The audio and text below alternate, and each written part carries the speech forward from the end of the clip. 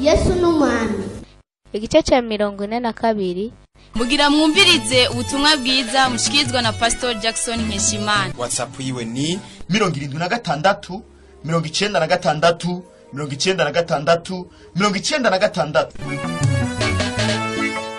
Mugabo yaragira ibintu by'ama acte prophétique. Yagira gute? Abonye abamarayika barenganye irabahamagara bakaza bakagiwiwe. Yarakora. Ibyo bintu akoze bikaca bikora ku mutima w'Imana.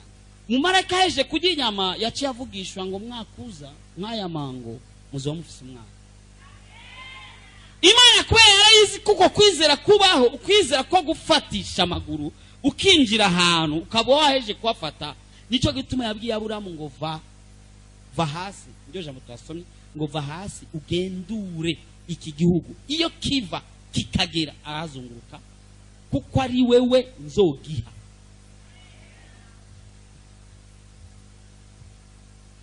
Munzu yawe nta ntebe y'idivan canke fauteuil canke ishikuma salavi wo bufise.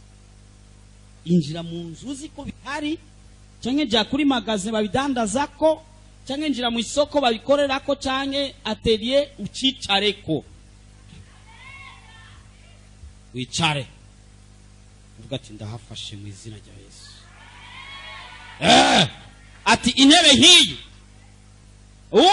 muri kumenga akabona nyine gukora bariko atera inkuru we wahoze wasisiye uriko urabwira mu mutima ati ntebe nk'iyi nyene ndayifashe mu izina rya Yesu.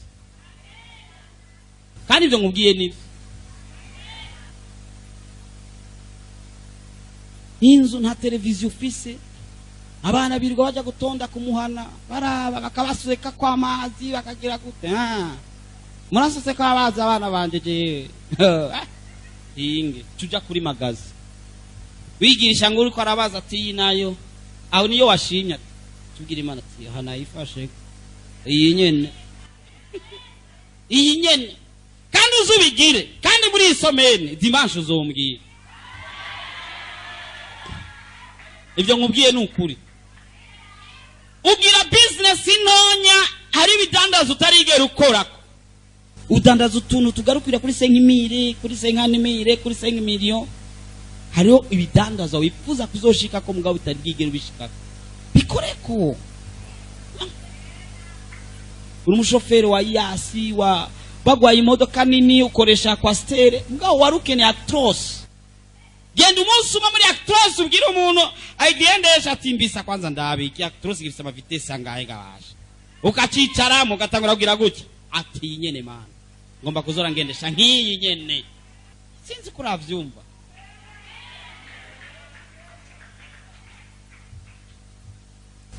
Ndiko ngomba konda kwinjiza muko kwizera. Amen. Ko kugendura ivyawe. Imirima yawe warimye yamafu papi ntizanane genda mu murima wimbuka uhahonyore uvuga ati Mana nanje ngomba gwamaje ko wimbuka nk'uyu. Amen. Turagiye gusenga.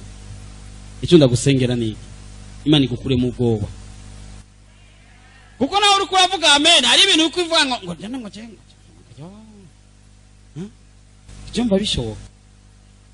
Jurumva sinize nayaga mukama mugo nkeneye umuhungu yahejeje lisansi none nzo muronka gute rondera wahejeje lisansi mubuzi umufate kuboko umuramutsa ati bite ni sawa kugira Imana ati uwize amashure nk'uyu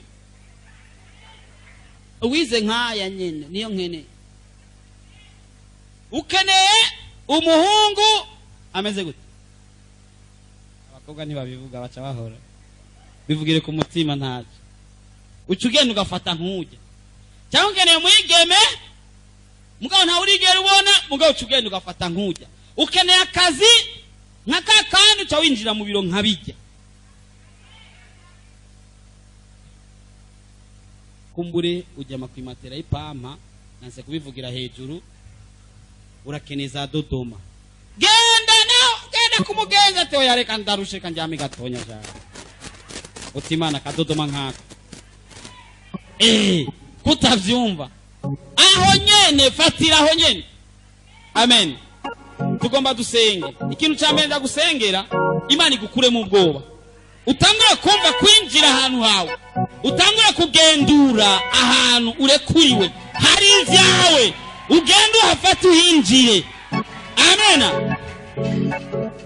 Hama ikindi nacho utangure kuvuga rero aho ugiye kuja. Tangura gupanga programme. Uvuga ati Imana mfasha ngira nje hana. Kubwo umutwaro wawo ndi nkeneye kuja hana. Ariyo dote batarenza muri no misi ni yangahe abaheruka kurongorwa canke bavuga ati Imana je nkeneye dote double yiyi itangwa muri no misi. Tangura gufata envelope ubona bavuga ngo muri kaga kemanyi sinzi ngene babivuga ngo muba mwishishiro sinzi ngene babivuga.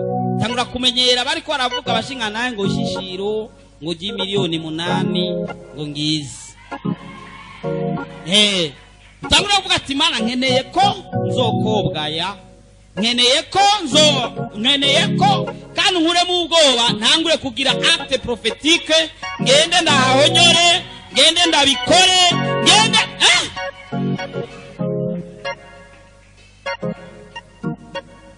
Imana dushoboza tuzokwiga ikintu cyitwa déclaration prophétique. Aho utangura gukoresha amajambo nayo. Ubu twavuze kwahonyora gusa ariko ntabwo twavuze amajambo ushobora kuvuga. Reka tugarukirize kuguhonyora gusa, kuhinjira gusa, guharara gusa, gufata gwa rufunguruzo gusa, tangura kwambara impuzu zijanye n'ivyo. Warukeneye kumekanise tangura kwambara ibisarubeti byuzuye amavuta. Utangura kwimenyereza ubwo buzima. Uhonyore hahandi hakenewe kuhonyogwa. Amen. Reka uhaguruke dusenge.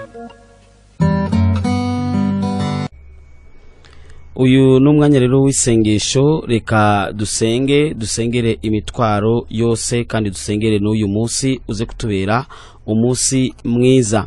Mwami Yesu turagushimiye ko wagize neza, turaheje kumva ijambo ryawe, turaguhamagaye Mwami kugira ngo ugire icyo ukora mu buzima bwacu.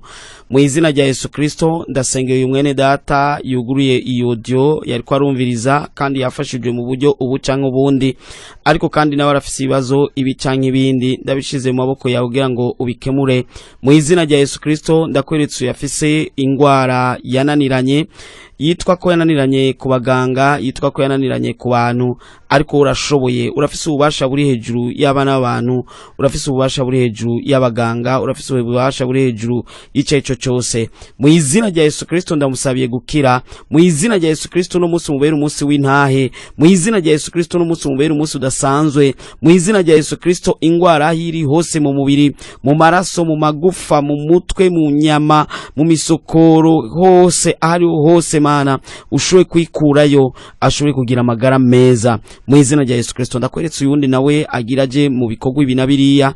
Mana hari abadepoje amadosiye yabo, hari abafise ikibazo kinakiriya, ndaguhamagaye ko uno munsi wombera umunsi w'inyisho. Mu izina rya Yesu Kristo nze kumva ndungikira audio ko wamukoreye icyiza kidasanzwe, wamukoreye ibikomeye n'ibihambaye. Ni mu izina rya Yesu Kristo mwami n'umucunguzi wacu.